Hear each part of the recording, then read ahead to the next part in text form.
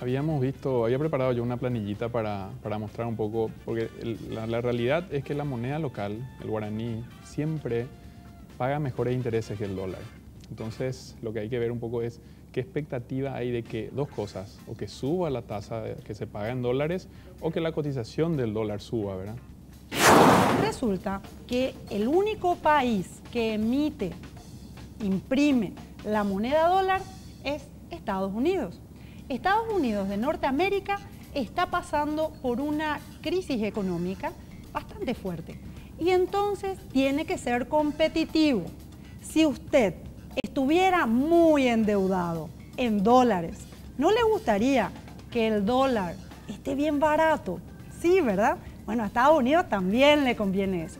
Pero por otro lado, Estados Unidos produce bienes que tiene que vender a todo el mundo. Pero está compitiendo con nosotros, con los chinos, con los europeos, con todo el mundo que también quiere vender sus productos. Para que Estados Unidos pueda vender mucho de sus productos, tiene que tener precios relativamente bajos. Y por eso también le conviene que el dólar esté relativamente bajo. Y realmente el Banco Central hace lo que puede, realmente hace muchísimo para sostener el tipo de cambio. Yo creo que sin la intervención del Banco Central el dólar estaría cómodamente alrededor de 3.500 guaraníes por dólar en esos precios. Pero el Banco Central este año creo que lleva comprados en el sistema alrededor de 450 millones de dólares. Entonces, cuando sale a comprar, sale a sostener la divisa, ¿verdad? ¿Por qué? Porque justamente trata de que nuestras exportaciones tengan precios competitivos con el mundo, o sea, que nuestros exportadores reciban esos dólares y lo conviertan en muchos guaraníes, ¿verdad? Porque de lo contrario se ven afectados y la gente va a verse muy desmotivada a exportar, o sea, no va a ser negocio la exportación. Y si no es negocio la exportación, nos convertimos en unos importadores natos que solamente compramos de afuera, enviamos dólares y no entra nada de dólares, ¿verdad? Eso puede producir un desequilibrio muy fuerte. Entonces, yo creo que el Banco Central está tomando las medidas correctas, inclusive subió la tasa de interés de las letras de regulación monetaria para atajar la inflación, ¿verdad? Yo insisto en que el fisco podría ayudarle un poco más, ¿verdad? Ministerio de Hacienda, sí, claro. ¿cómo? Y Hacienda básicamente tiene que dejar de prestar en dólares. Hacienda al prestar de afuera, o ANDE mismo, he visto que hace poco tomó un préstamo de 100 millones de dólares, está pidiendo que se le apruebe, toma dinero de afuera, trae esos dólares y ¿qué hace? Para gastarlos, los convierte también en guaraníes. Y entonces presiona también a la baja el tipo de cambio. Sin embargo, si ellos tomaran esos guaraníes, se endeudaran en guaraníes, estarían agarrando guaraníes del sistema y eso ayudaría un poco al Banco Central en su tarea de sostener el tipo de cambio, ¿verdad?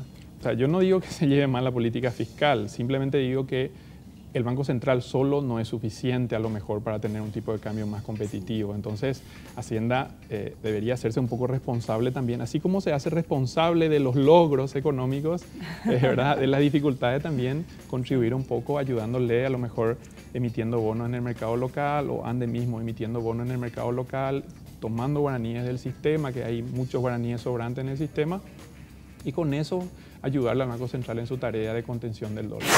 Nos dice, tengo 25.000 dólares ahorrados. ¿Qué hago? ¿Qué me conviene? ¿Los cambio a guaraníes para hacer una inversión o espero a que el dólar suba? Este pequeño cuadro lo hice, como siempre digo, no hay que pensar en 1 o 2 años cuando uno invierte, ¿verdad? Siempre tiene uno que pensar a por lo menos 10 años.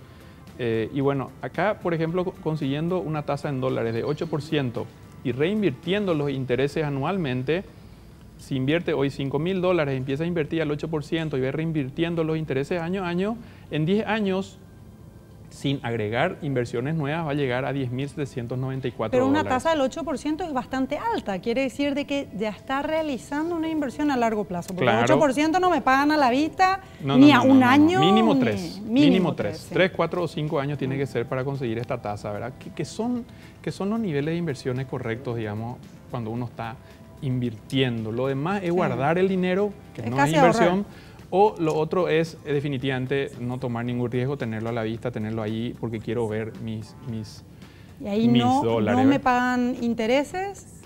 Nada, ahí nada. Y ahí anotemos eso así en un paréntesis porque tengo otra pregunta al respecto.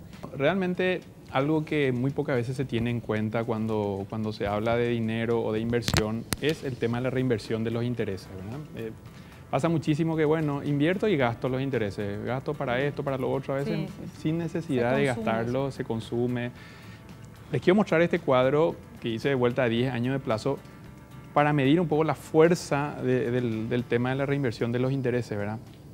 En el año cero, que puede ser hoy, mañana, arrancamos con 25 millones de guaraníes a una tasa de 15% de vuelta año a año, reinvirtiendo los intereses año a año, siempre al 15%, al 10º año tenemos 101 millones de guaraníes, ¿verdad?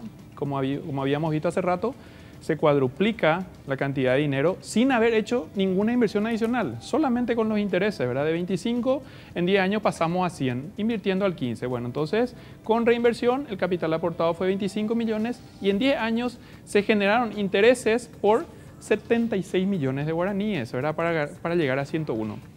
El caso opuesto es si empezamos con 25 millones de guaraníes y nos vamos consumiendo los intereses. Entonces, se genera anualmente al 15%, 3.750.000 de intereses. Esto se va gastando, consumiendo, vamos consumiendo. No se hace la reinversión.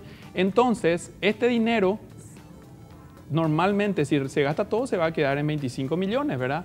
Pero se generaron intereses sin reinversión solamente por 37.500.000 guaraníes. Prácticamente sin la reinversión se genera la mitad de lo que se genera con la reinversión. Entonces ahí tenemos el famoso efecto bola de nieve, ¿verdad? Que si se va juntando más y más dinero, se genera una masa importante muy superior a lo que ocurriría si es que se gasta ese dinero. O sea, básicamente con la reinversión podemos tener intereses sobre capital e intereses. Totalmente. Si es que comemos los intereses, entonces nos vamos a quedar solo con el capital y lo peor, ese capital también va a estar afectado por la inflación. Por lo tanto, nuestros 25 millones de hoy no tienen el mismo poder adquisitivo dentro de 10 años.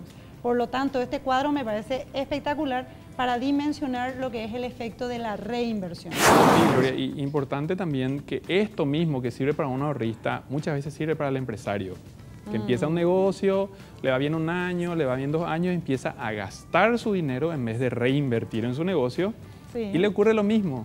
Exactamente lo mismo, empieza a gastar, no, el auto nuevo para el hijo, el auto nuevo para la esposa nueva, o sea, Dios mío.